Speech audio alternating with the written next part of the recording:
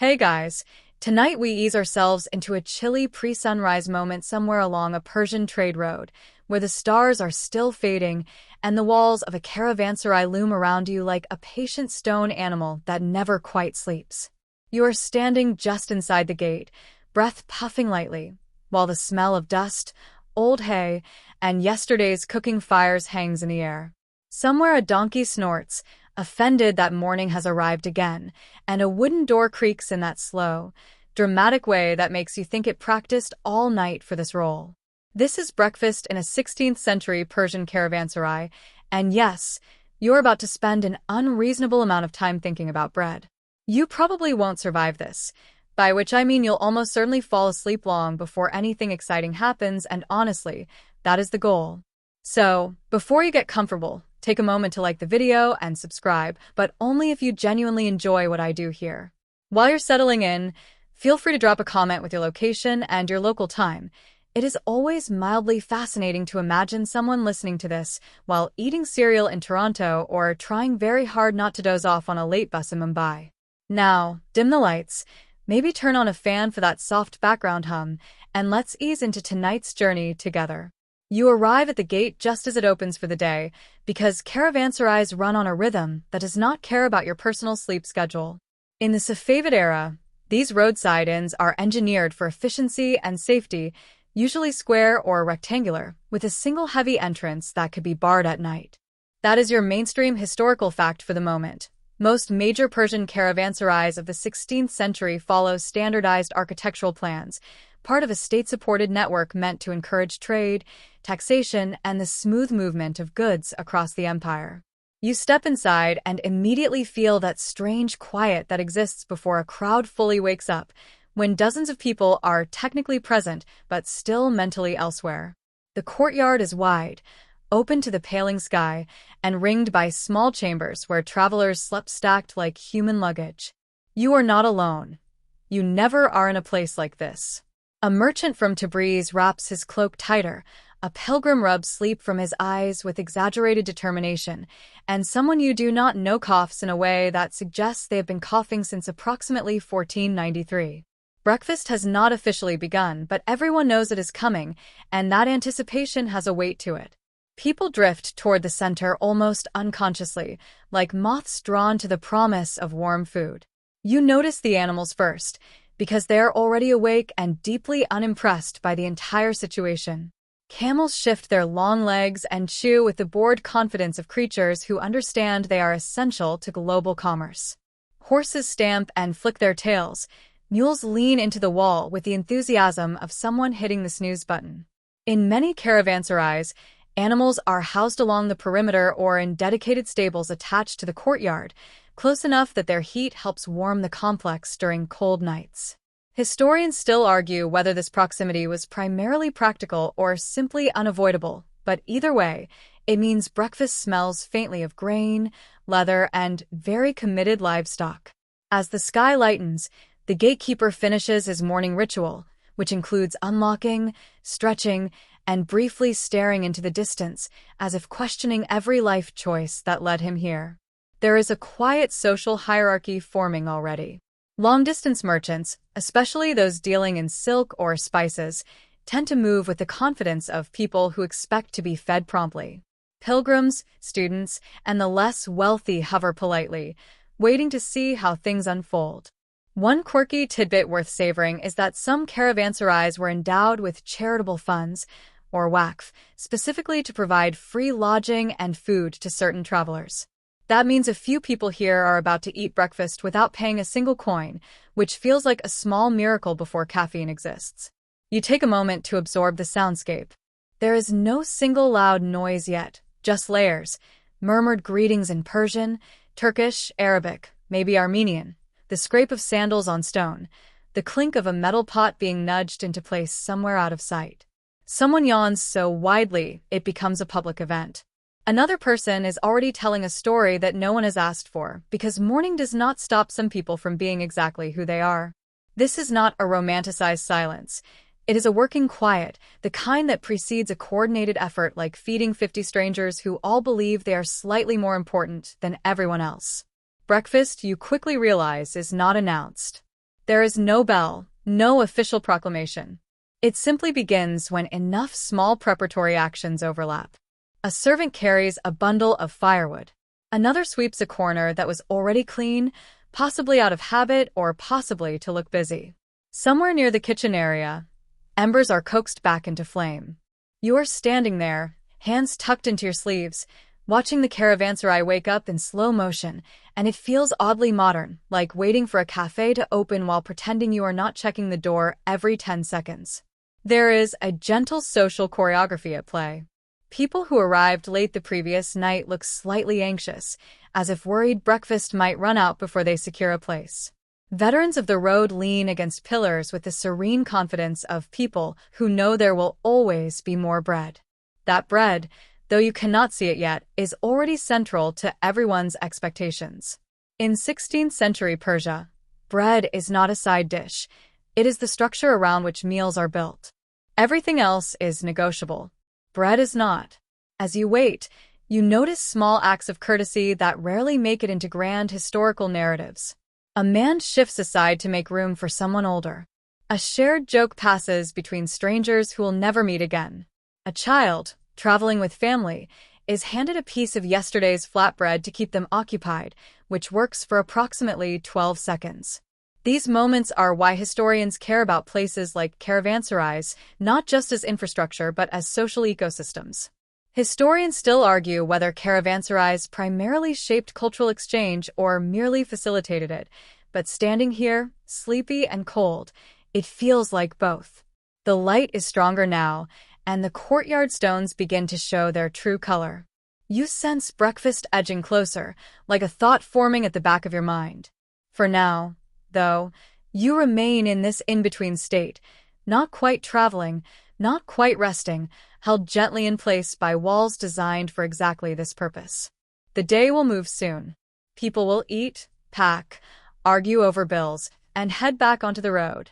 But for this moment, you are simply here, breathing in a dawn that has played out almost the same way for centuries, waiting for the first real sign that food is imminent. You drift inward with the rest of the waking caravanserai, pulled toward the courtyard not by hunger alone but by the slow, collective instinct that something important always happens in the open center. The sun has cleared the horizon now, though its light arrives cautiously, sliding down the inner walls and pooling on the stone floor in uneven patches. You choose a spot near a pillar, partly for the support and partly because it feels like the kind of place where nothing is required of you yet. Around you, the space stretches and exhales as bodies straighten, cloaks loosen, and the night officially lets go. The courtyard is doing several things at once. On one side, animals are being led to water, their handlers moving with the quiet authority of people who have done this every morning for years. On another, travelers emerge from their rooms carrying bundles, rubbing their faces, and blinking at the light as if mildly betrayed by the concept of a new day. This shared space is intentional. Mainstream historians agree that the central courtyard was the functional heart of a caravanserai, designed to allow surveillance, ventilation, and social interaction all at once. You are not meant to hide here. You are meant to be seen, counted, and gently folded into the rhythm of the place. Morning rituals unfold without much discussion. Someone stretches with exaggerated care, joints cracking like a small percussion section. Another kneels to adjust a sandal strap that has clearly chosen this moment to fail. You notice how often people pause to look up at the sky, checking the weather, the clouds, the general mood of the universe. In a world where travel plans are held together by hope and rope, the sky is an authority figure. A servant passes carrying a basin, sloshing slightly, and you sidestep to avoid a splash that would absolutely wake you up too much. Water is already shaping the morning. At one corner of the courtyard, a well or cistern becomes a quiet gathering point. People line up with bowls, hands, or faces, taking turns without much fuss. Washing before eating is common, part practical and part ritual. Clean hands matter when bread is communal. There is a faint, almost comforting chill to the water, and the sound of it splashing echoes gently against the stone. A quirky tidbit worth noting is that some travelers believed washing at dawn improved not just cleanliness, but luck on the road. Whether this was superstition or an early form of morale management is still up for debate. You watch a man rinse his face slowly, as if trying to rinse off an entire journey. Nearby, another traveler uses the water sparingly, flicking droplets onto his fingers and wiping them on his robe with a look that says, "This is fine. History will understand." Historians still argue whether cleanliness standards in early modern Persia were generally higher than in contemporary Europe, but scenes like this suggest a daily attentiveness that goes beyond mere necessity. Even the most exhausted travelers seem to understand that breakfast begins with water, not food. The courtyard hums softly now. Conversations begin in earnest, though they are still subdued, like voices in a library that no one officially enforces. You catch fragments, complaints about road conditions, praise for a sturdy mule, speculation about prices in the next city. Gossip travels faster than caravans, and breakfast is its favorite vehicle. Someone mentions a bridge ahead that may or may not exist. Someone else insists a band of bandits was spotted weeks ago, which in caravanserai terms is practically ancient history. You notice how people position themselves. Small groups form naturally, often along lines of shared language or recent travel. A merchant sits with other merchants, cloaks arranged to signal both comfort and status. Pilgrims cluster quietly, their possessions neatly gathered, their movements restrained. You, drifting between identities, feel oddly welcome everywhere and nowhere. This ambiguity is common in such spaces. Caravanserais thrive on temporary coexistence. No one asks too many questions, because everyone will leave soon enough. As the morning advances, the first signs of food preparation become unmistakable. The smell of heating grain joins the air, subtle but grounding. A low fire crackles somewhere beyond the courtyard, its presence announced by smoke that curls upward and disappears into the brightening sky. You feel a small shift in posture among the crowd. People sit more deliberately now, choosing spots with intention. Someone produces a cup, another a cloth, another a knife worn smooth from years of use. Breakfast is no longer theoretical. There is an almost meditative quality to these moments. The courtyard, which served as a place of arrival and rest, now becomes a place of renewal. This is not rushed. In the 16th century, time bends differently, especially before the demands of the road reassert themselves. The caravanserai allows for this pause, this collective inhale. It is one of its quiet services, rarely recorded but deeply felt. You realize that breakfast here is not just about eating. It is about resetting the body after travel, reaffirming social order, and preparing mentally for movement. Even the animals seem to sense it, growing calmer as routines settle in. A camel kneels with a sigh that sounds suspiciously like judgment. A horse lowers its head, resigned to another day of being important. As you sit there, wrapped in the slow warmth of the rising sun, the courtyard feels almost domestic, despite its scale and transience. People share space without owning it. They perform rituals without ceremony. They wake up together, briefly aligned. Soon, bread will appear, and everything will orbit around it. For now, though, you remain in this gentle awakening, where nothing dramatic happens and everything important quietly does. You follow the subtle migration toward water, because even half asleep, your body understands the order of things. Before bread, before talk, before any serious planning for the day, there's washing. The caravanserai's well sits slightly off-center, close enough to the courtyard to be communal, but far enough to avoid turning the entire space into a mud problem. Its stone rim is worn smooth, polished by generations of hands that have all performed this same small act with roughly the same level of morning enthusiasm. A bucket rises slowly, rope creaking in protest, and you watch the surface of the water shimmer as it catches the light. It looks cold, and it is. You dip your fingers in and immediately regret every life choice that led you here, which is reassuring in a way. Cold water is honest. It wakes you without asking permission. Around you, others rinse faces, hands, even mouths, spitting discreetly to one side like professionals who have done this in public before. Mainstream historical sources note that access to water was a defining feature of successful caravanserais, often funded and maintained by state or charitable endowments. Without reliable water, no amount of walls or gates could keep travelers coming back. You scoop water into your palms and splash your face, feeling dust and fatigue slide away together. For a moment, the world narrows to sensation. The sting of cold, the drip along your jaw, the rough weave of your sleeve as you wipe your hands. This is not luxury, but it is relief. Nearby, a man carefully washes a wooden bowl, swirling water inside it with the seriousness of a ritual. Another traveler rinses only his fingertips, glancing around as if hoping no one notices. In a space this public, everyone notices, but no one cares enough to comment. Water here is shared, and that sharing requires etiquette. You wait your turn. You do not linger. You do not complain if the rope jerks or the bucket splashes your shoes. These unspoken rules keep mornings from collapsing into chaos. A quirky tidbit whispered among travelers is that some caravanserais once fined people for wasting water, though historians still argue whether this was common practice or simply a good story told by very annoyed caretakers. Either way, you sense a collective respect for the resource, born of long days on dry roads. Washing before eating also carries religious weight. For many here, ritual cleanliness connects the physical act of breakfast with spiritual readiness for the day. You notice a few people murmuring short prayers under their breath, eyes closed briefly as water runs over their hands. Others perform the motions more casually, out of habit rather than devotion. The caravanserai accommodates both. It is not a mosque, but it understands faith enough to leave space for it. As the washing continues, you hear the first real sounds of kitchen activity. A metal pot is set down with a dull thud. Someone stirs something thick and heavy, the spoon scraping the sides in a slow, steady rhythm. The smell of damp grain intensifies, and your stomach responds with a quiet but firm opinion.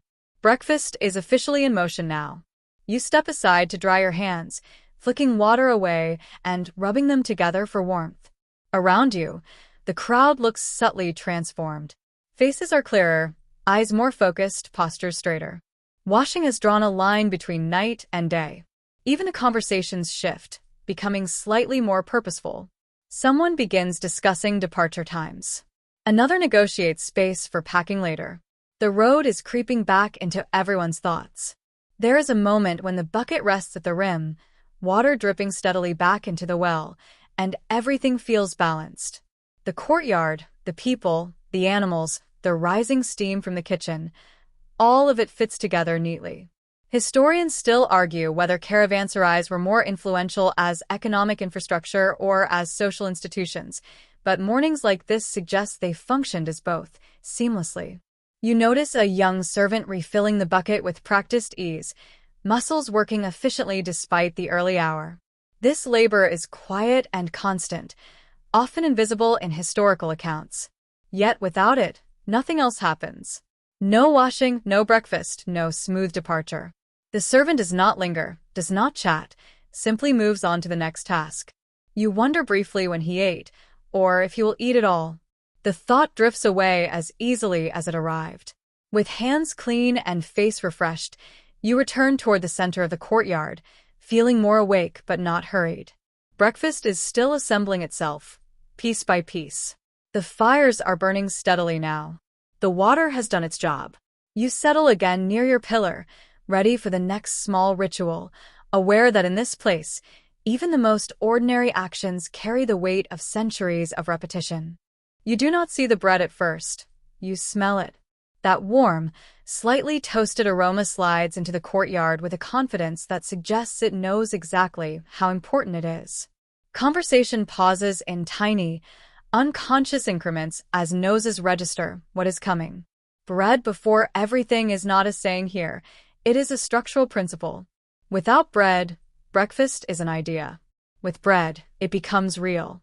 The baking happens just beyond the courtyard's edge, near a low oven built into the wall, its mouth dark and quietly glowing. A cook crouches nearby, feeding it thin pieces of wood, coaxing the heat into steadiness rather than drama. You watch as rounds of flatbread, naan, though it goes by many regional names, are slapped gently onto the oven's inner surface or slid onto a hot stone. The process is fast, efficient, and deeply practiced. Mainstream historians agree that flatbread formed the caloric backbone of daily life across Safavid Persia, eaten at nearly every meal and especially relied upon by travelers who needed food that was portable, durable, and immediately satisfying. Stacks of finished bread appear quickly, wrapped in cloth to keep them warm. They are thin but substantial, flexible enough to fold, tear, scoop, or wrap. You notice how everyone's posture changes once the bread is visible. People sit closer together. Hands rest more deliberately on knees. Even the animals seem to relax, sensing that the humans are about to stop pacing. Bread brings order. Distribution is informal, but not chaotic. A servant or caretaker moves through the courtyard, setting down small piles near clusters of travelers. There is no individual plate, no personal portion carefully measured. You take what you need and trust that there will be enough. This trust is not naive. It is enforced by custom and reputation. A caravanserai that failed to provide adequate bread would quickly gain an unflattering nickname and fewer guests. Reputation travels faster than silk. You tear off a piece and feel the slight resistance before it gives way. Steam escapes, carrying that unmistakable scent of fresh grain. The first bite is simple, almost aggressively so, and that is the point. Bread here is not trying to impress you. It is trying to sustain you. You chew slowly, aware that this same action has been performed in this same way by thousands of people who stood exactly where you are standing now. Historians still argue whether regional differences in flour and baking techniques significantly affected nutrition, but no one debates the emotional comfort of warm bread in the morning.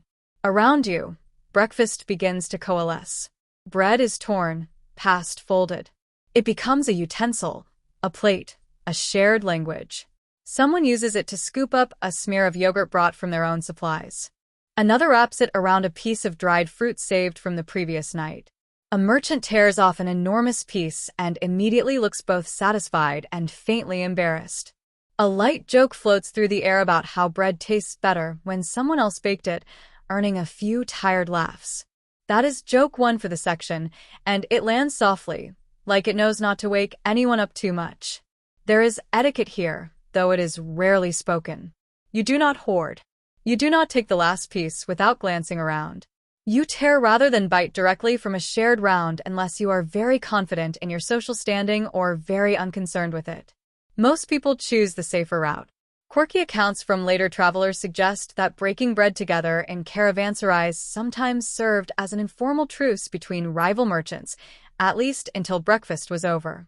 Whether this was intentional diplomacy or just the calming effect of carbohydrates remains unclear.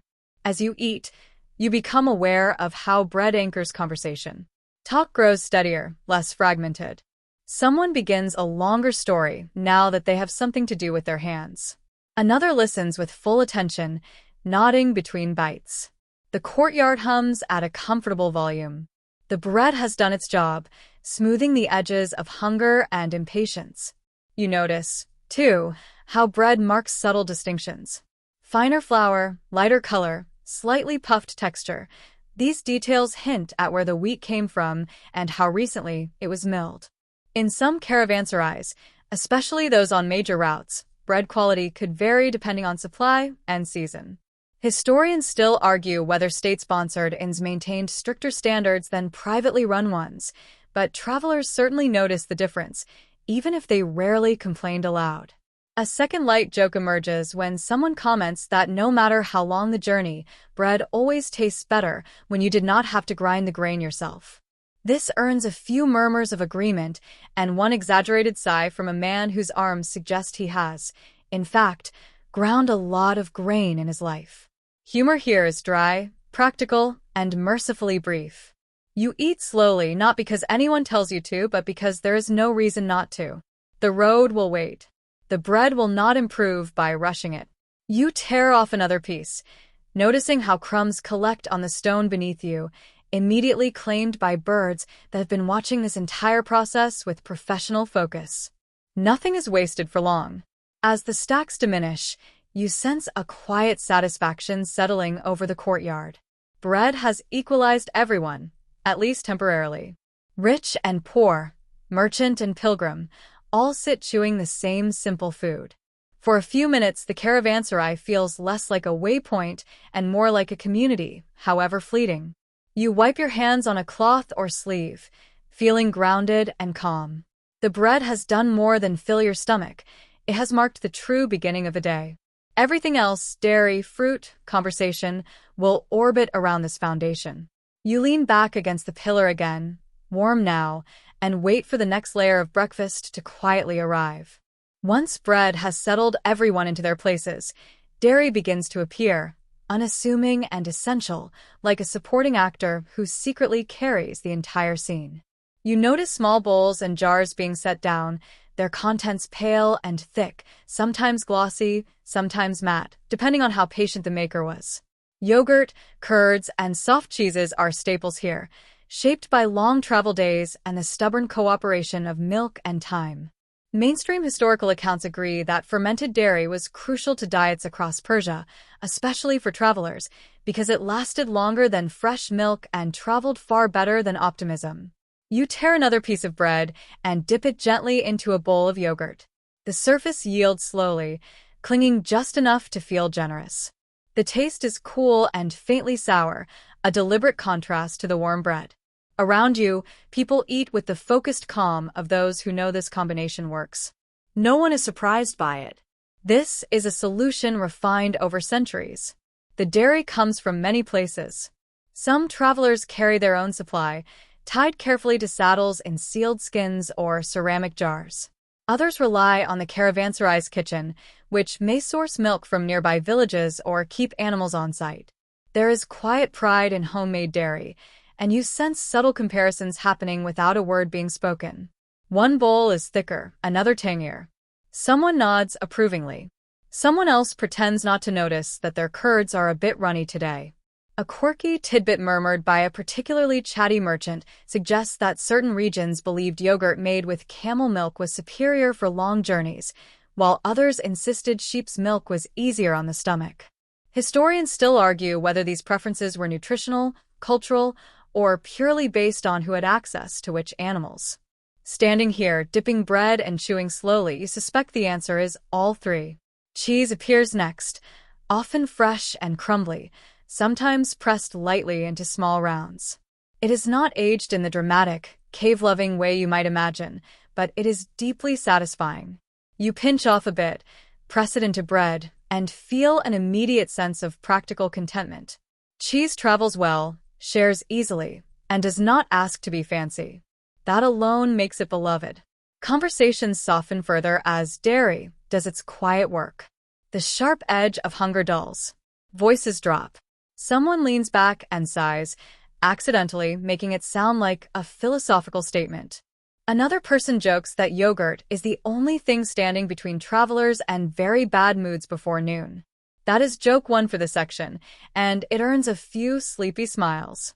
You notice that dairy also marks subtle economic lines. Those with better access bring more, share more confidently, or trade small portions for other goods or information. A spoonful of yogurt becomes currency in the gentlest possible way.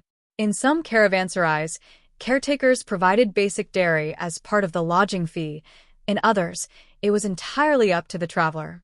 Historians still argue whether standardized meal provisions were ever truly enforced across the Safavid network, or if variability was simply accepted as part of the journey. The act of sharing is careful but real. Someone offers you a bit of their cheese, and you accept with a nod rather than a thank you, because words feel unnecessary at this hour. Bread passes back and forth, now flecked with white smears that mark who dipped where. Etiquette relaxes slightly. Trust has been established.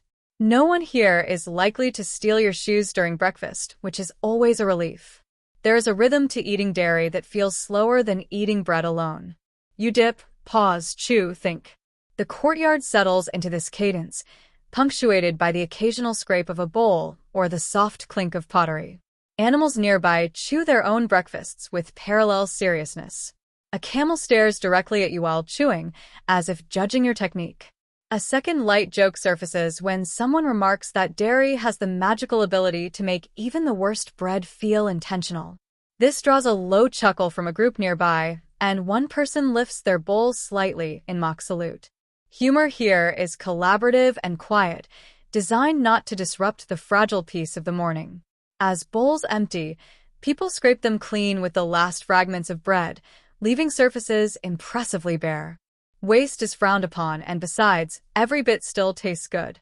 You feel steady now, anchored by simple foods that do exactly what they're meant to do. There is no rush to move on, no pressure to impress. Breakfast is doing its work invisibly, turning a group of tired travelers into functioning humans again.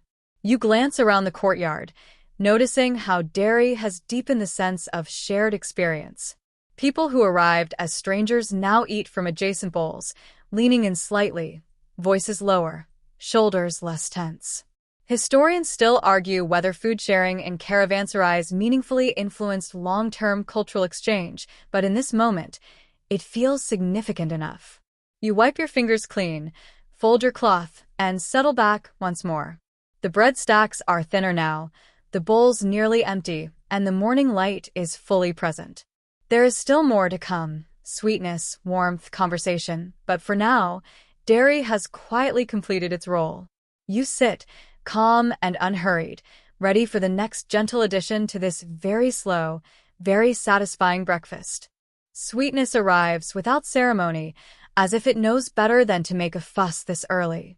You notice small piles appearing between people, dates first, glossy and wrinkled, then figs split open to reveal their quiet geometry, and finally, nuts scattered like punctuation marks across the stone. This is not dessert in the modern sense. It is balance. After bread and dairy have done the heavy lifting, fruit steps in to soften the edges. Dates are the most confident of the group. They have traveled well, endured heat, cold, and long saddlebags, and emerged stronger for it. You pick one up and feel its slight tackiness, the skin yielding easily beneath your fingers. Mainstream historical sources agree that dates were a staple food across Persia, valued for their caloric density, shelf stability, and near-magical ability to make tired people feel briefly optimistic. You bite in, and the sweetness spreads slowly, not sharp but deep, like it has nowhere else to be today. Figs follow, softer, more delicate. Some are fresh, if the season allows, others dried and flattened, their seeds adding a faint crunch that wakes up your mouth just enough. You notice how carefully people handle them, tearing rather than biting, sharing pieces rather than taking whole fruits. There is a sense that figs deserve a little respect. A quirky tidbit passed along by an older traveler claims figs were once considered particularly good for the voice, which may explain why the loudest storyteller here is eating them with theatrical dedication. Historians still argue whether such beliefs were rooted in medical theory or simple coincidence, but no one seems eager to test the opposite claim. Nuts appear last: almonds, walnuts, pistachios, sometimes shelled, sometimes not. You crack one open with practiced ease, the sound sharp in the otherwise soft morning. Nuts are effort, but manageable effort, and that makes them satisfying. They remind you that work will resume soon, but not yet. The fat and salt linger pleasantly, grounding the sweetness of the fruit. You notice how fruit changes the mood again. Bread calmed hunger. Dairy steadied it. Fruit lifts it just slightly, enough to make conversation feel less like a necessity and more like a choice. Someone begins recounting a dream they had, fully aware that no one asked. Another person nods politely, because figs have made them generous. A light joke surfaces about how dried fruit is just fresh fruit that survived something. That is joke one for this section, and it earns a few murmurs of appreciation. Fruit also reflects geography in subtle ways. Dates from the south taste different from those brought in from farther east. Nuts hint at mountain regions, figs at warmer valleys. In a single breakfast, you are sampling the edges of the empire. Historians still argue whether travelers consciously noticed these distinctions or simply accepted them as part of the road's texture, but you find yourself paying attention, even half asleep. Sharing continues, though portions are smaller now. Someone offers you a fig. You offer a handful of nuts in return. No words are exchanged. This quiet trading feels almost ceremonial, a way of acknowledging that the morning is nearing its midpoint. Animals nearby nose at stray shells and quickly lose interest, disappointed by the lack of payoff. A second light joke drifts through when someone remarks that fruit is proof the gods wanted travelers to keep going, not just sit forever in caravanserais eating bread. This prompts a brief, collective pause, as if everyone considers the alternative. The idea is tempting. Then someone laughs and the moment passes. You chew slowly, aware of the way sweetness lingers longer than bread or dairy. It gives the morning a gentle arc, lifting you without pushing. Your body feels awake now, but not rushed. The road still waits patiently beyond the gate. As the last figs are claimed and the nuts reduced to shells, the courtyard settles into a comfortable fullness. You wipe your hands again, noticing how clean they feel compared to earlier. Fruit has done its quiet work, adding color and softness to a meal built on endurance. You lean back, eyes half-lidded, content to let the sweetness fade naturally as the next, warmer element of breakfast prepares to arrive. Warmth returns to the center of attention in the form of steam, rising lazily from pots that have been murmuring to themselves since before you noticed them. Simple stews and porridges are ready now, the kind of food that does not announce itself loudly, but makes its presence known through smell and comfort. You shift slightly closer, drawn by the promise of heat rather than hunger. After bread, dairy, and fruit, this feels like a reward for staying awake. The pots are not elaborate. Thick-walled, darkened by years of use, they sit low over steady fires, guarded by cooks who move with economical precision. Inside, grains swell and soften, sometimes with lentils, sometimes with chickpeas, sometimes with whatever was available and sensible that morning. Mainstream historical sources confirm that hot breakfast dishes were common for travelers in Persia, especially during colder months, offering warmth and easily digestible energy before long hours on the road. You inhale deeply and feel your shoulders drop another notch. A bowl is passed your way, and you cradle it carefully, palms warming against the ceramic. The surface of the stew trembles slightly as you move, releasing a mild, savory aroma. You tear off a piece of bread and dip it in, watching it darken as it absorbs the liquid. The first bite is gentle, almost shy, but it spreads warmth outward in slow waves. This is not food designed to excite. It is food designed to reassure. Around you, people eat quietly again, returning to that shared rhythm established earlier. The soundscape changes, less tearing, more soft spooning and dipping. Someone sighs audibly after the first mouthful, a sound that communicates more than any compliment. A light joke surfaces about how hot food in the morning convinces you that your life is briefly under control. That is joke one for this section, and it lands with a few knowing nods. The contents of these pots vary widely. One traveler mentions a version made with barley and herbs in a town farther west. Another recalls a thicker, almost paste-like porridge from the highlands. Historians still argue whether there was a standard travel stew across Safavid Persia or if these dishes were entirely local expressions of necessity. From where you sit, spoon hovering midair, it feels like both, familiar enough to trust, different enough to notice. There is also an element of generosity here. Hot food requires fuel, time, and attention, making it more costly than bread alone. In some caravanserais, this warmth is included in the fee. In others, it is offered as a courtesy or through charitable endowment. A quirky tidbit shared by a caretaker suggests that certain inns became famous specifically for their morning stews, attracting travelers willing to plan routes around a good bowl of something hot. Whether this reputation building was intentional marketing or happy accident remains unclear. As you eat, you become aware of how the stew slows you down. Bread can be eaten quickly. Dairy and fruit invite pauses. Hot food demands patience. You blow gently, wait, sip, repeat. The entire courtyard seems to adopt this tempo, conversations stretching out, gestures becoming unhurried. Even the animals nearby appear calmer, their movements less restless. A second light joke passes through when someone remarks that a good stew can convince you the road ahead is shorter than it actually is. This earns a quiet laugh and one exaggerated shrug from a man who clearly knows better. Humor here remains practical, tethered to experience. You notice the cooks watching the crowd with subdued satisfaction. They do not linger on praise, but they notice empty bowls, relaxed faces. Their work is complete when warmth has been distributed evenly. Historians still argue how much social status cooks held within caravanserais, but moments like this suggest a quiet authority rooted in necessity. As bowls are returned and wiped clean with the last scraps of bread, the steam thins, drifting upward and dissolving into the bright morning air. You feel grounded now, fully awake but unburdened. The stew has done its job, stitching together the meal with warmth and patience. You settle back once more, knowing that breakfast is nearing its natural close, even as one final element, drink, waits to be considered. After warmth comes choice, and that choice arrives in the form of drinks, offered quietly and without judgment. You notice small cups appearing, some chipped, some surprisingly delicate, all clearly well used. Steam curls from a few of them, while others remain cool and still. This is the moment where breakfast pauses and asks what kind of morning you intend to have.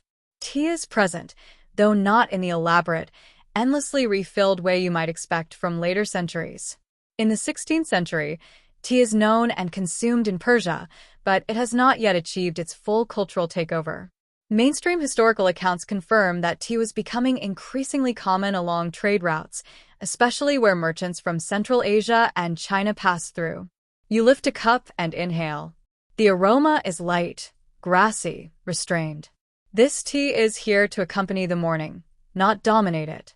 You sip carefully. It is warm, not hot, and slightly bitter, which feels intentional. It clears the sweetness left behind by fruit and settles the stew comfortably in your stomach. Around you, others drink in silence, eyes half closed, cups cradled like something fragile. Tea slows the world just enough to notice it. Not everyone chooses tea. Some opt for sherbet, fruit-based drinks diluted with water, lightly sweet, sometimes faintly floral. These are more common in warmer seasons, but even now, a few travelers prefer them, especially those who plan to move quickly after breakfast. A quirky tidbit shared by a man with very strong opinions suggests that sherbet is better for alertness than tea, though historians still argue whether this belief was rooted in medical theory or personal bias fueled by a bad tea experience, somewhere near Hera.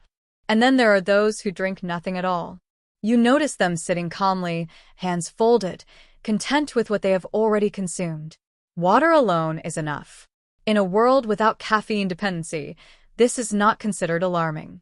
It is simply preference. You respect it quietly. Drinks bring conversation back, but softly. Someone asks about road conditions ahead. Another mentions a town known for good wells and bad inns. Information flows easily now, lubricated by warmth rather than hunger. A light joke surfaces when someone remarks that tea exists mostly to give your hand something to do while your brain wakes up. That is joke one for the section, and it earns a few appreciative murmurs. You take another sip and feel the morning settle into its final shape. The sun is fully up now, light filling the courtyard evenly. Shadows shorten. The gate stands open, framing the road beyond like a suggestion rather than a command. Historians still argue whether caravanserais were designed to encourage lingering or efficient departure, but moments like this feel deliberately unhurried. A second light joke drifts through when someone says that if tea tasted any better, no one would ever leave. There is a brief, collective pause as everyone considers this. Then someone drains their cup and stands, breaking the spell. You finish your drink slowly, aware that this is the last truly still moment of the morning. Cups are set aside. A servant gathers them with quiet efficiency, already thinking ahead to cleaning and preparation for the next group. The drink has done its work, not energizing you sharply, but smoothing the transition from rest to movement. You rise or remain seated, depending on your nature, but either way, you feel ready. Breakfast has unfolded completely now, from water to warmth to this gentle close. The courtyard hums again, this time with intention. Packing will begin. Animals will be loaded. The road will reclaim its travelers. For now, though. You linger in the aftertaste of tea or sherbet or nothing at all, appreciating how even the simplest choice can shape the mood of an entire morning. With cups set aside and bowls stacked out of the way, breakfast shifts from eating into talking, which may be the most enduring fuel of any caravanserai. You remain seated, because standing would suggest intent, and intent can lead to tasks. Around you, voices rise just enough to carry, forming overlapping threads of conversation that drift, knot, and unravel again. This is where information stretches its legs. Merchants are the most audible, though not always the loudest. They speak in careful tones about prices, routes, and timing, sentences weighted with calculation even when disguised as casual remarks. You hear silk mentioned, then copper, then something vague enough to be anything valuable. Mainstream historical accounts confirm that caravanserais functioned as informal information exchanges, where news about markets and roads circulated as reliably as food. You listen without committing, storing impressions rather than facts. Pilgrims contribute differently. Their conversations drift toward destinations, distances, and the small logistics of faith. Where to rest, which paths feel safer, which towns offer kindness without asking too much in return. Their voices carry a steadiness that comes from purpose rather than profit. You notice how merchants listen to them too, quietly weighing spiritual travelers as sources of practical intelligence. The road makes unlikely collaborators. Gossip fills the spaces between useful facts. Someone claims a bridge ahead is unstable. Someone else insists it was repaired last season. A third person shrugs and says bridges are always unstable if you think about them too hard. Historians still argue whether travelers relied more on rumor or personal experience when planning routes, but here, at breakfast, rumor clearly has the advantage of being immediate and free. You catch fragments that feel oddly timeless. Complaints about taxes. Praise for a fair innkeeper. Warnings about dishonest guides. None of it sounds especially ancient. A quirky tidbit floats by when a man mentions a caravanserai farther east rumored to have exceptionally generous breakfasts, which prompts a ripple of interest far stronger than the mention of bandits. You file this away as proof that food-based reputation systems have always mattered. Laughter appears more easily now. Not big laughter, nothing that would echo, but the kind that escapes before anyone thinks to stop it. Someone recounts a mishap involving a stubborn mule and an overly confident owner. That is joke one for this section, delivered unintentionally, and it earns genuine smiles. Humor here is shared currency, smoothing interactions between people who will never see each other again. You notice how gossip respects certain boundaries. No one pries too deeply into personal histories. Names are often omitted. Stories are told with just enough detail to be interesting and not enough to be dangerous. This discretion is practical. Today's breakfast companion could be tomorrow's traveling partner or rival. Historians still argue whether this culture of guarded openness was deliberate or simply evolved from necessity, but it works remarkably well. As the conversations continue, subtle negotiations occur. A merchant asks about joining a caravan heading north. A pilgrim inquires about safety in numbers. Agreements are not finalized here, but intentions are tested, reactions measured. Breakfast provides the neutral ground where such possibilities can be floated without commitment. A second light joke surfaces when someone observes that the best deals are always planned over food, but the worst ones are signed too quickly afterward. This earns a knowing hum from the group and a slow shake of the head from someone who has clearly learned that lesson the hard way. You sit back, listening more than speaking, enjoying the way sound fills the courtyard now. The earlier quiet has transformed into a low, steady murmur, purposeful but unhurried. Animals shift, sensing movement approaching. Packs are nudged closer. The gate remains open, patient. As gossip thins and conversations wind down, you feel the morning's energy change again. The social work of breakfast is nearly complete. Information has been exchanged, alliances hinted at, warnings shared. What remains is action. For now, though, you stay seated a moment longer, savoring this brief intersection of lives, knowing that once people stand and shoulder their loads, this small community will dissolve back into the road. As conversations taper and people begin to shift their weight with intention, the quieter mechanics of breakfast reveal themselves: who pays, who does not, and how the entire system avoids collapsing into awkwardness. You notice coins appear almost discreetly, exchanged with minimal ceremony. A caretaker moves through the courtyard with practiced neutrality, neither rushing nor lingering, acknowledging payment with a nod rather than a receipt. This is not a restaurant. It is an agreement sustained by custom. In many caravanserais of 16th-century Persia, lodging and basic food were covered by endowments known as waqf, charitable foundations established by rulers, nobles, or wealthy patrons. That is your mainstream historical fact here. These endowments were meant to support travelers, especially pilgrims, scholars, and the poor, by providing free or subsidized shelter and meals. You can see this principle at work now. Some people pay. Others simply eat, thank the caretaker quietly, and move on. No one calls attention to the difference. You sense an unspoken sorting happening. Merchants with visible goods and reliable purses tend to contribute without complaint.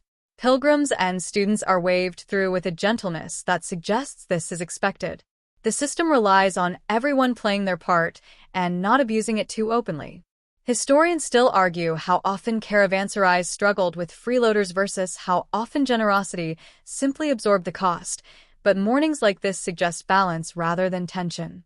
A quirky tidbit circulates when someone mentions that certain caravanserais kept informal mental ledgers. Regular travelers who paid generously were remembered and treated well, while those who consistently vanished before settling accounts were remembered too, just not fondly. Reputation, once again, travels faster than caravans. You watch a brief exchange where a traveler offers an extra coin, and the caretaker gently pushes it back, shaking his head. The message is clear. Today you are covered. The traveler hesitates, then bows his head slightly in thanks. No speech, no fuss. Charity works best when it does not demand acknowledgement. Not all payments are monetary. A man offers to help repair a loose gate hinge before departure. Another agrees to share information about a safe water source ahead. These contributions are accepted with the same nod reserved for coins. Value here is flexible, negotiated in real time. Breakfast is the setting where these small social contracts are easiest to form. A light joke slips through when someone mutters that free breakfasts are never truly free. You always pay by listening to someone else's travel stories. That is joke one for this section, and it earns a few quiet laughs from people who are, at that exact moment, listening politely. You also notice who eats last. Kitchen workers, stable hands, and servants hover at the edges until the crowd thins. Only then do they claim leftover bread, a bowl of stew scraped clean by earlier diners. This order is not accidental. It reflects a hierarchy everyone understands and rarely questions. Historians still argue whether such arrangements were exploitative or simply accepted norms of labor at the time, but standing here, you feel the weight of both interpretations. A second light joke emerges when someone observes that leftovers always taste better because they come with silence. The stable hand smiles faintly, neither agreeing nor disagreeing, already chewing thoughtfully. As payments conclude, the caretaker claps his hands once, not loudly, just enough to signal closure. Breakfast as a formal event is over. The courtyard begins its transition again. Packs are dragged forward. Animals are called by name, voice, or whistle. The charitable moment has passed, replaced by preparation. You feel a subtle relief in this structure. Everyone knows when to move on. No one lingers too long over generosity or obligation. The system holds because it does not ask people to feel anything dramatic about it. You rise or remain seated a moment longer, watching the last exchanges finish, aware that breakfast has fed more than bodies. It has quietly reaffirmed how this place works. As the practical matters settle, a softer stillness returns, shaped not by food but by habit. You notice people pausing again, movements slowing, voices dropping. Breakfast may be over, but the morning is not yet in a hurry. This is the space where routine and belief overlap, and neither feels the need to announce itself. Some travelers turn slightly toward the same direction, aligning their bodies with quiet precision. A few step away from the center, finding small patches of clean stone. You recognize the gestures immediately. Prayer, in its many personal variations. Mainstream historical understanding confirms that daily prayers structured time for many people in 16th-century Persia, often anchoring mornings regardless of location. The Caravanserai accommodates this without comment, simply allowing the space to be used. You sit or stand respectfully, not participating but not intruding. The courtyard holds the moment gently. The sounds change again, less talking, more ambient life. Birds hop between crumbs. A breeze lifts dust and settles it somewhere else. A man murmurs words too soft to catch, hands resting open on his knees. Another traveler bows his head briefly, more out of habit than ceremony, then straightens and resumes packing. Not everyone prays. Some use this lull to check gear, tighten straps, or simply stare into the middle distance as if their thoughts are still loading. Routine, too, is a kind of ritual. You notice how many movements repeat from morning to morning, journey to journey. Fold the cloth. Secure the bag. Count the animals. These acts carry the same grounding effect as prayer for those who practice them. A quirky tidbit drifts by when someone mentions that certain caravanserais were built with subtle orientation in mind, making it easier to face the correct direction for prayer. Historians still argue whether this was intentional design or convenient coincidence, but you glance around and suspect someone thought about it, even if no one talks about it now. The atmosphere remains calm, unforced. No one rushes anyone else through this moment. The caretaker stands aside, allowing the rhythm to play out. Animals, usually restless at this hour, seem oddly compliant, as if they too understand that this pause matters. A light joke surfaces when someone whispers that even the camels look contemplative right now. That is joke one for the section, and it earns a barely suppressed smile from a nearby traveler who is, technically, still praying. Humor here is careful, respectful, and very quiet. As the pause stretches, you feel the subtle reassurance it offers. In a life defined by movement and uncertainty, routine becomes a portable anchor. Prayer, habit, repetition, they travel well. Historians still argue whether such practices primarily provided psychological comfort or reinforced social order, but you feel their effect directly, settling your thoughts without effort. Gradually, the moment dissolves. People finish, stand, stretch. Conversations resume at a practical level. Someone asks for rope. Someone else offers a needle. The road edges closer again, polite but persistent. You take one last look around the courtyard, now fully awake and sunlit. The stones are warm underfoot. The air feels lighter, as if the morning has been properly acknowledged. Breakfast has ended, but its structure lingers, shaping how everyone moves forward. You gather yourself, ready for departure, knowing that this quiet interlude, faithful, habitual, or simply human, has done its work. As attention shifts toward departure, you begin to notice the people who have been present all morning without ever quite being central. They move along the edges of the courtyard, efficient and quiet, collecting what remains and resetting the space as if breakfast were a temporary condition they are already undoing. These are the kitchen workers, the stable hands, the servants whose day started earlier than yours and will end later, and whose own breakfast exists in the margins. You watch a woman gather bowls, stacking them with practiced balance, her hands moving faster than conversation ever did. A young man sweeps crumbs toward a corner where birds immediately take over, offended that their supply chain might be interrupted. Near the stables, a handler checks harnesses and feed, chewing thoughtfully on a piece of bread that has seen better days. Mainstream historical records confirm that caravanserais relied on a small, permanent staff, often drawn from nearby villages, to maintain operations, feed animals, cook meals, and keep the entire system functioning without visible strain.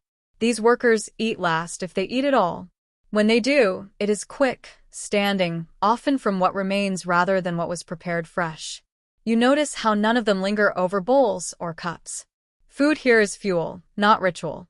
There is no circle of conversation, no extended pause. They eat while working, work while eating, and think several steps ahead of everyone else. A quirky tidbit shared earlier in the morning comes back to you now.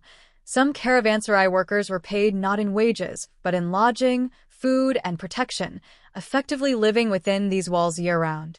Historians still argue whether this arrangement offered stability or trapped workers in limited roles, but watching them move with such familiarity through the space, you sense both comfort and constraint. One of the cooks pauses briefly, stretching his back, and takes a long sip of water before returning to the fire to clean pots already cooling. There is no applause, no acknowledgement from the travelers now tightening straps and counting bundles. The service has already been absorbed into the morning, invisible precisely because it worked. A light joke surfaces quietly when a merchant remarks that the people who cook breakfast never seem hungry themselves. That is joke one for this section, and it earns a small, knowing smile from a stable hand who continues working without comment. You become aware of how the caravanserai is resetting itself with remarkable speed. Bedding is folded. Rooms are swept. The courtyard begins to look less like a dining space and more like a staging ground again. The transition is seamless, practiced through repetition rather than instruction.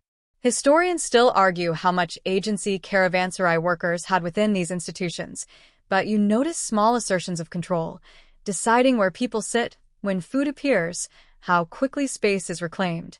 Power here is subtle, exercised through routine rather than command. A second light joke drifts through when someone mutters that the road never thanks you, it just takes you back again. A cook snorts softly, which may or may not be agreement. You stand there a moment longer, watching the invisible labor complete its cycle. Breakfast, which felt communal and expansive, contracts neatly back into preparation and maintenance. The workers finish last bites, wipe hands on cloth, and move on. The caravanserai is ready again, already anticipating the next arrival, the next dawn, the next set of tired travelers who will assume all of this simply happens. You adjust your own belongings, feeling a new appreciation settle in. Not heavy, just present. The meal is gone, but its quiet scaffolding remains, held together by people who rarely enter the stories told later on the road. You step aside as a servant passes, already thinking about leaving, knowing that this morning, like so many others, was made possible by those who will barely be remembered, even as their work repeats tomorrow. With most of the courtyard reset and departure looming, conversation turns reflective, as if breakfast has loosened memories as well as appetites. You hear people comparing this morning to others, drawing invisible maps made of taste and habit. Regional differences surface naturally now, not as lectures, but as casual observations shaped by miles traveled. Someone mentions that farther east, breakfast leans heavier on grains, thicker porridges that cling to the spoon and sit in the stomach like a promise. Another counters that in the south, fruit dominates the morning, lighter and sweeter, better suited to heat that arrives early and stays all day. Mainstream historical understanding supports this. Persian breakfasts varied significantly by region, shaped by climate, agriculture, and trade access, even while maintaining a recognizable core of bread and dairy. You listen as these comparisons stack gently, one atop another. In mountainous areas, more nuts and preserved dairy appear. Along fertile river valleys, fresh herbs sometimes sneak into the morning meal. On desert routes, simplicity rules: bread, dates, water, and little else. None of this is argued aggressively. These are not claims of superiority, just statements of fact shaped by geography. A quirky tidbit slips into the conversation when someone insists that bread tastes better the farther you are from where the wheat was grown, which prompts a thoughtful silence and then a few puzzled nods. Historians still argue whether distance actually changed food preparation methods in meaningful ways, or if travelers simply romanticized scarcity, but the idea lingers pleasantly. You notice how these discussions subtly establish identity. Where you eat in the morning becomes shorthand for where you belong, or at least where you have been long enough to notice patterns. People nod knowingly at familiar descriptions and lean forward when something sounds foreign. Breakfast becomes a map you can taste. A light joke surfaces when someone says that every region claims their breakfast is the best, mostly because no one wants to admit they woke up hungry somewhere else. That is joke one for this section, and it earns a low ripple of laughter. These variations also affect expectations. Some travelers clearly arrived this morning hoping for something specific: a thicker stew, a sweeter fruit, a stronger drink, and adjusted gracefully when reality differed. The caravanserai does not promise regional authenticity, it promises adequacy. Anything beyond that is a bonus. Historians still argue whether the Safavid state encouraged culinary standardization along major routes or allowed local practices to dominate, but standing here, it feels like a quiet compromise.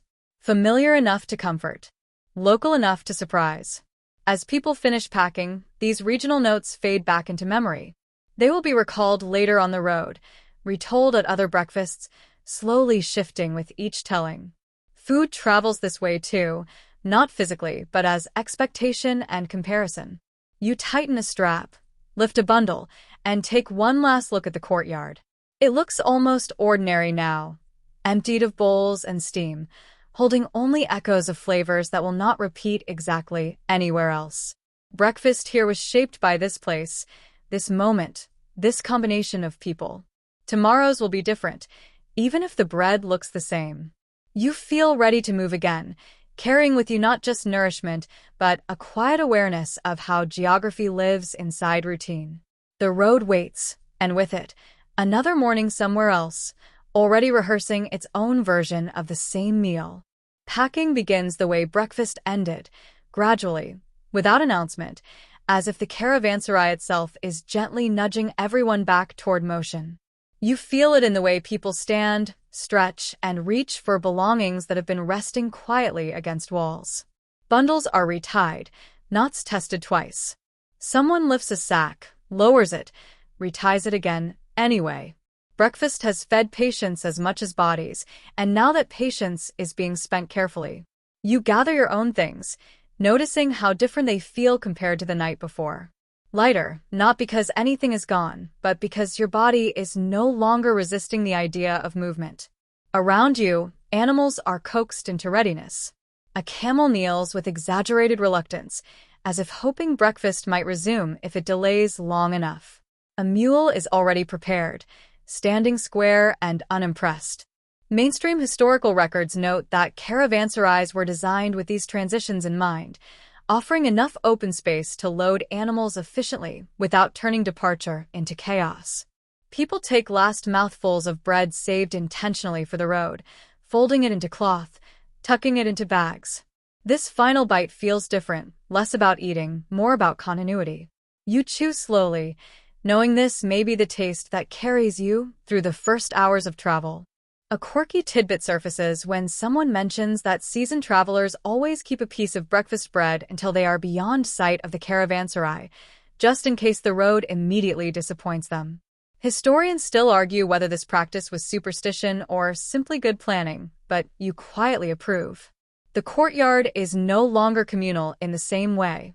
Groups have reformed along travel lines.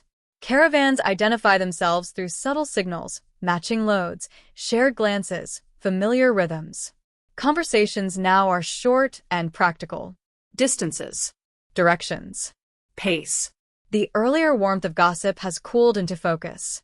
A light joke breaks through when someone remarks that leaving is always harder after a good breakfast because it briefly convinces you that staying still is a valid life strategy.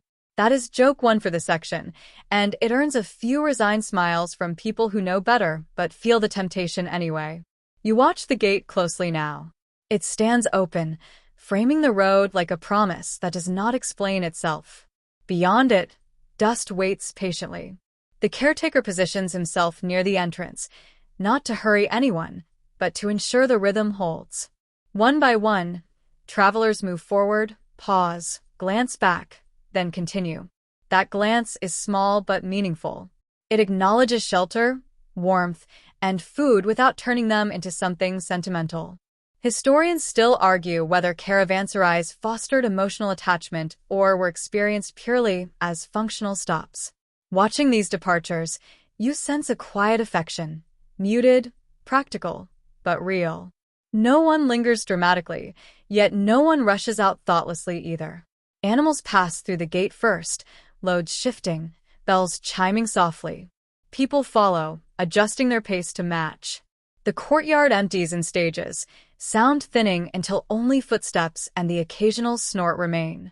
You take your turn, stepping toward the threshold, feeling that familiar mix of readiness and reluctance. A second light joke surfaces when someone ahead mutters that the road always smells worse than breakfast, no matter how long you travel. You laugh softly because it is immediately and permanently true. As you cross the gate, you feel the caravanserai release you. Behind you, workers are already preparing for the next cycle, sweeping, stacking, resetting. Ahead of you, the road stretches into uncertainty, bright and unbothered by your thoughts.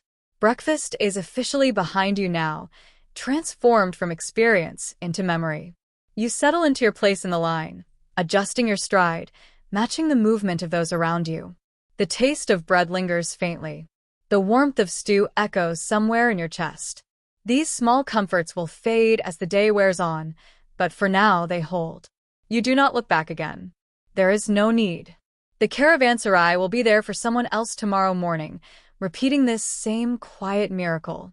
You move forward, fed, calm, and ready, letting the dust rise and the road take over, carrying breakfast with you in the only way that matters, slowly, invisibly, and just enough. The road takes over gently at first, as if it understands you are still digesting more than food. Your steps fall into rhythm with the others, not quite synchronized, but close enough to feel shared. The caravan stretches out, compresses, stretches again, a slow-moving organism held together by habit and mutual tolerance. Behind you, the caravanserai recedes into stone and memory, already doing the work of forgetting you. Dust rises with each footfall, fine and persistent, settling into hems and folds. The morning is fully awake now. Sunlight presses down with growing confidence, warming your shoulders, sharpening shadows. Breakfast lingers in subtler ways, steadier legs, calmer thoughts, a faint taste of bread when you breathe out. This is what it was for. Not indulgence, not spectacle, but preparation. Conversation dwindles as walking claims attention.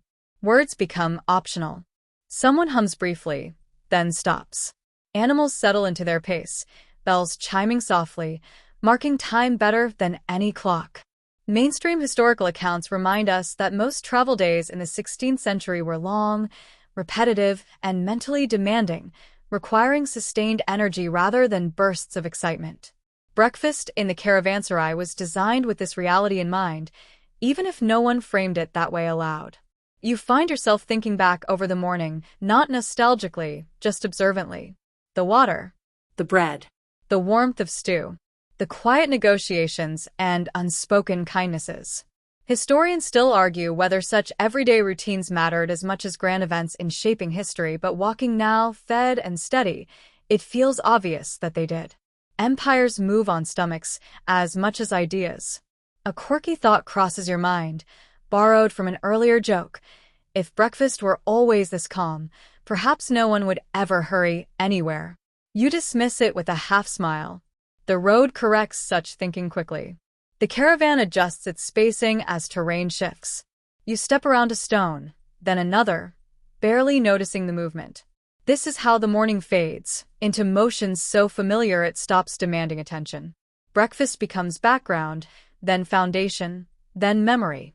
No one formally says goodbye to the meal or the place that provided it. That is not how this world works. Gratitude is folded into movement, into survival, into continuing on without complaint. The caravanserai has done its part. Now the road does its own. You walk on, breathing evenly, letting the sun and dust and sound of footsteps carry you forward, until the morning no longer feels like a beginning, just part of the day. The road stretches, unremarkable and endless, and your thoughts soften as repetition takes over. Each step is similar to the last, close enough that the mind stops checking them. The taste of dates fades. The warmth of tea becomes a memory rather than a sensation. What remains is a steady, comfortable fullness, the kind that does not demand attention. Your breathing slows into an easy pattern. The sounds around you blur gently, footsteps, harnesses, wind. Nothing sharp, nothing urgent. Just continuation. You are not thinking about the next stop or the one after that. The future has narrowed to the space directly in front of you, and that is enough. The caravanserai is gone now, fully absorbed back into the landscape behind you, but its rhythm lingers. Eat, pause, move, rest, Repeat. The simplicity is reassuring. You do not need to remember every detail of breakfast to carry its effect. Your body already has. As the sun climbs higher, your thoughts grow quieter, longer, less defined. The road hums beneath your feet. The day opens slowly, without drama. There is nowhere else you need to be right now, nothing else you need to do, but continue. So you walk, unhurried, fed, calm, letting the morning dissolve into routine, and routine dissolve into something close to rest. sweet dreams.